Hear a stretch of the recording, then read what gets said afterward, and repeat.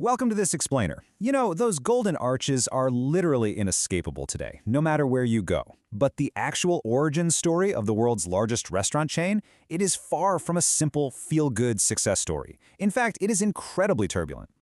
Today, we are diving deep into exactly how McDonald's evolved from this quaint, super efficient family business out in California into a sprawling, wild tale of ruthless ambition, fraud, and shocking scandals that completely changed how the entire world eats.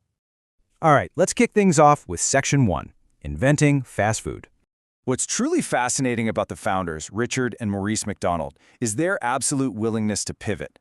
After struggling for 5 long years in the movie theater business during the Great Depression, the two brothers pivoted and opened a pretty chaotic drive-in restaurant that sold hot dogs. But when they actually sat down and looked at their receipts, they realized something huge.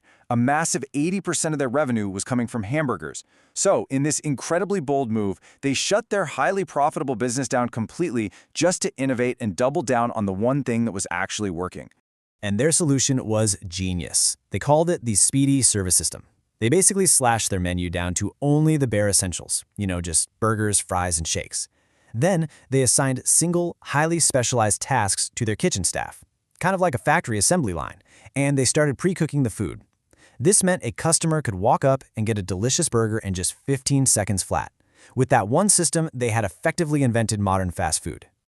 Moving right along to Section 2, the ambitious salesman. Now, this massive clash of personalities is really the core of the whole McDonald's drama. See, the brothers were totally content with their highly efficient single store.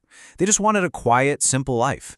But then enter Ray Kroc. He was an exhausted 52-year-old multi-mixer salesman, and Kroc was the exact opposite of the McDonald brothers. He was driven by this hyper-ambitious vision of a global empire and aggressive expansion. He took one look at their operation and saw a blueprint that needed to be literally everywhere. So Kroc manages to become their franchising agent, but his initial contract was incredibly restrictive. I mean, he was out there doing all the grueling work, traveling around, setting up these new stores, but he walked away with just 1.4% of store revenue.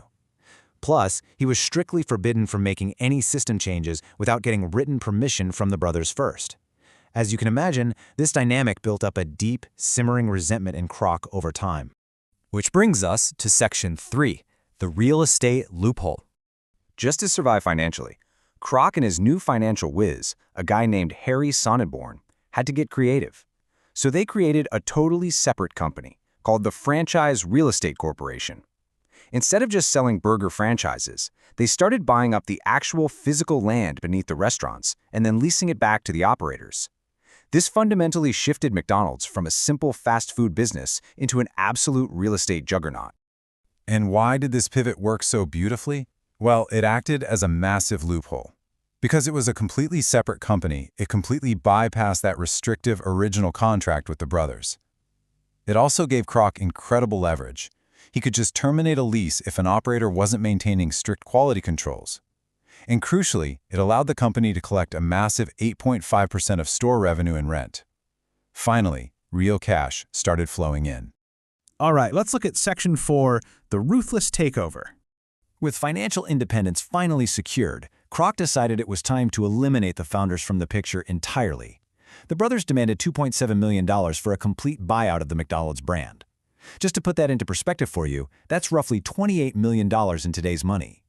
Kroc had to take on massive amounts of debt to make it happen, but he paid it.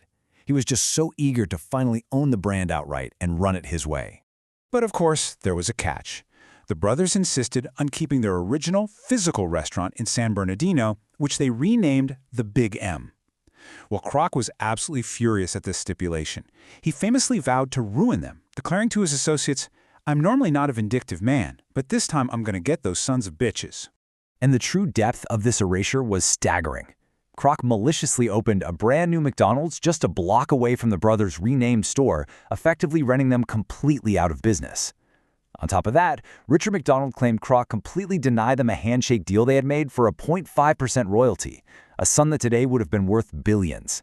And to top it all off, Kroc systematically rewrote company history, falsely advertising his very first franchise out in Illinois as McDonald's #1 and claiming the title of sole founder for himself.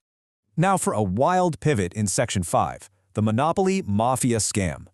As this empire scaled globally, it attracted a totally new kind of problem. Back in 1988, during a massively popular McDonald's Monopoly game promotion, a guy named Jerome Jacobson, who was actually the chief of security for the third-party company managing the game, figured out how to steal the high-value winning tickets. By the 1990s, he had partnered up with a mobster named Jerry Colombo, literally funneling these million-dollar winning tickets directly to the Italian mafia. It is crazy. It wasn't until the year 2000 that the FBI got an anonymous tip and launched a massive sting operation. The FBI actually cracked the case using undercover agents pretending to be a film crew. They were doing a fake interview with one of the winners, a man named Michael Hoover. And right after the agents left his house, Hoover was caught on a wiretap arrogantly bragging to his associates they bought it, all of them. He had absolutely no idea the FBI was listening to his every word. When the dust finally settled on this whole thing, the scammers had successfully stolen $24 million in high-value prizes over a decade. But the collateral damage to McDonald's was so much worse, costing the company over $65 million in legal fallout, settlements, and makeup prizes they had to give to legitimate customers who never actually had a fair chance to win. Finally, we land on Section 6, Scandals and Supersized Success. So, just as they're shaking off this massive mob fraud, McDonald's gets hit with an even bigger cultural reckoning, this time about public health. In 2004, Morgan Spurlock released his documentary Supersize Me, where he basically ate nothing but McDonald's for 30 days straight. And the results were shocking. He gained 27 pounds, his cholesterol absolutely skyrocketed, and he developed severe heart complications. This film severely damaged the company's public image, and it actually forced the chain to completely drop their supersize option and pivot hard toward marketing healthier alternatives.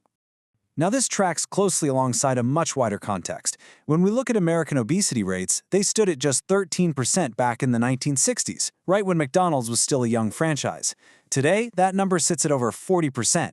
Now, obviously, obesity is a complex issue driven by a ton of different factors, but the source material notes that this massive public health shift mirrors the explosive rise of the global fast food industry that McDonald's pioneered.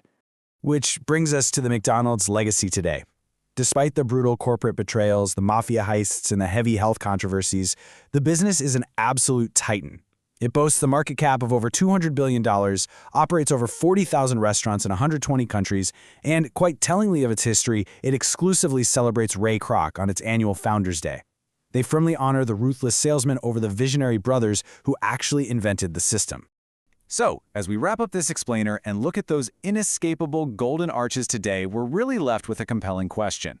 Is the global convenience of the modern fast food empire actually worth the dark compromises it took to build it? Really, what is the true cost of our fast food obsession? It's definitely something to chew on the next time you hit the drive-thru. Thanks so much for joining me on this explainer, and keep asking questions.